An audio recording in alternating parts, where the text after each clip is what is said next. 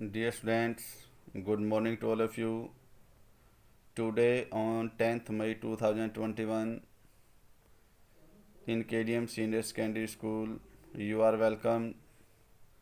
तो dear students, आज हम आपको 9th SST के अंदर ज्योग्राफी का लेसन नंबर 2 जिसका नाम है भारत का भौतिक स्वरूप, जिसके अभ्यास के प्रश्न कल आपको फर्स्ट क्वेश्चन के सेकंड क्वेश्चन के थर्ड पार्ट तक करवा दिए गए थे। आज देखिए फोर्थ पार्ट क्या है। हिमालय के 3 प्रमुख विभागों के नाम उत्तर से दक्षिण के क्रम में बताइए। मतलब कि जो हिमालय है उसके 3 प्रमुख विभागों के नाम लिखने हैं, उत्तर साइड से लेकर दक्षिण की तरफ क्रम में लिखने हैं। तो देखो सबसे पहले क्या है, नंबर 1 महान हिमालय, जिसको हम क्या बोलते हैं, हिमाद्री। ठीक है, पहले क्या आएगा उत्तर की तरफ से, जब दक्षिण के क्रम की तरफ जाएंगे तो पहले आएगा महान हिमालय, या जिसको हम क्या बोलते हैं, हिमाद्री। सेकंड है मध्य हिमालय या हिमाचल। ठीक है, मध्य हिमालय को हम क्या बोल सकते हैं, हिमाचल भी बोलते हैं। थर्ड है बाह्य हिमालय अथवा जिसको हम क्या बोलते हैं, शिवालिक। ठीक है, बाह्य हिमालय या शिवालिक। तो इस प्रकार उत्तर से दक्षिण के क्रम में चलते हुए हिमालय के 3 प्रमुख विभाग हमने बताए। पहले महान हिमालय अथवा हिमाद्री, दूसरा मध्य हिमालय अथवा हिमाचल, थर्ड क्या है, बाह्य हिमालय अथवा शिवालिक। तो इस प्रकार से क्रम में लिखेंगे हम। उसके बाद सेकंड क्वेश्चन का फिफ्थ पार्ट है, अरावली और विंध्याचल की पहाड़ियों में कौन सा पठार स्थित है। तो अरावली और हिमाचल की पहाड़ियों में पठार का नाम बताना है, कौन सा स्थित है। तो कौन सा पठार स्थित है, मालवा पठार। नेक्स्ट है भारत के उन द्वीपों के नाम बताइए जो प्रवाल भित्ति के हैं। तो प्रवाल भित्ति के जो द्वीप हैं उसका नाम क्या है, लक्षद्वीप समूह। ठीक है, तो इसका नाम है लक्षद्वीप समूह। उसके बाद स्टूडेंट थर्ड क्वेश्चन है, देखो निम्नलिखित में अंतर स्पष्ट कीजिए। पहला है अपसारी अथवा अभिसारी भूगर्भीय प्लेटें। तो अपसारी या अभिसारी भूगर्भीय प्लेटें किन्हें कहते हैं। तो देखिए सेकंड पार्ट है बांगर और खादर में अंतर, थर्ड है पूर्वी घाट और पश्चिमी घाट में अंतर। तो पहले हम किस में डिफरेंस बताएंगे, अपसारी तथा अभिसारी भूगर्भीय प्लेटों, इनके बीच में अंतर बताना है। तो देखो कल भी आपको बताया गया था, भूगर्भीय भूमि के अंदर जो प्लेटें पाई जाती हैं उनको भूगर्भीय प्लेटें कहते हैं। तो देखिए भूगर्भीय प्लेटें गतिशील रहती हैं। ठीक है, इनमें गति बनी रहती है हमेशा।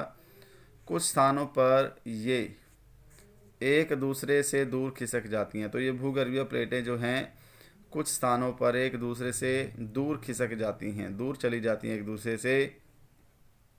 दूर खिसकती हुई इन प्लेटों को अपसारी प्लेटें कहते हैं। ठीक है, जो प्लेटें एक दूसरे से दूर खिसक जाती हैं उनको कौन सी प्लेटें कहा जाता है, अपसारी प्लेटें।